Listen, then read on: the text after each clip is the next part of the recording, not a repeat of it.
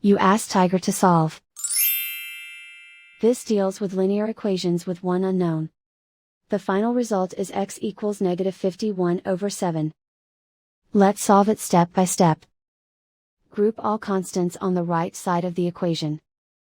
Subtract 2 from both sides. Simplify the arithmetic.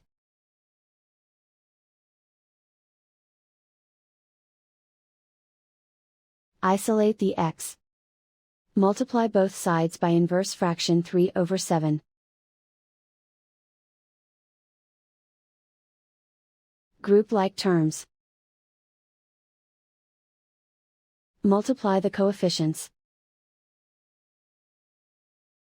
Simplify the fraction. Multiply the fractions. Simplify the arithmetic. And so the final result is x equals -51/7.